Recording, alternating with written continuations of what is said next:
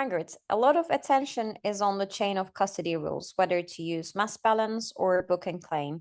How important do you think this decision will be for the industry trust and for integrity of the IMO framework? Could weak governance risk undermining the whole system? It's a great question. One of the things I think that was a bit of an omen was when back in August, before knew that there were papers within the intercessional working groups that were looking into flexible chain of custody, be it mass balance or book and claim, that CMA CGM has agreed to signing an agreement with one of the biggest U.S.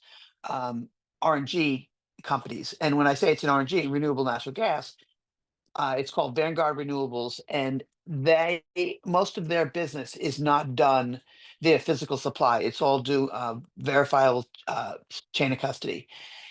The other interesting thing that came out a couple weeks ago when DND came out with their launch their Maritime Forecast of 2050 report, and on page 9 of that very lengthy report, it's like 70 pages, it actually endorsed verifiable chain of custody.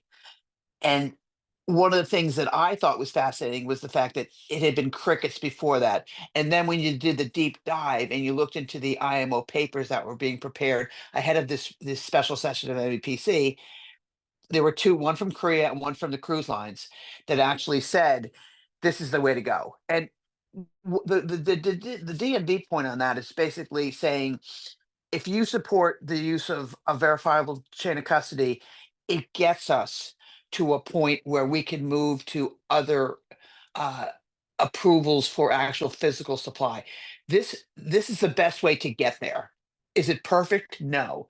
Is there chances for fraud? Yes, but there are certain things like this system in the United States called Emirates. That's a Midwest verifiable. They verify that chain of custody. That's how that works in the United States.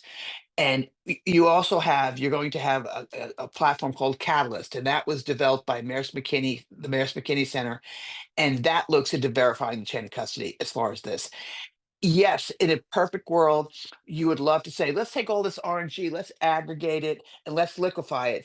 But the infrastructure right now cannot support that, because if you did that, the price of your renewable natural gas would never get to a manifold because it would be too expensive.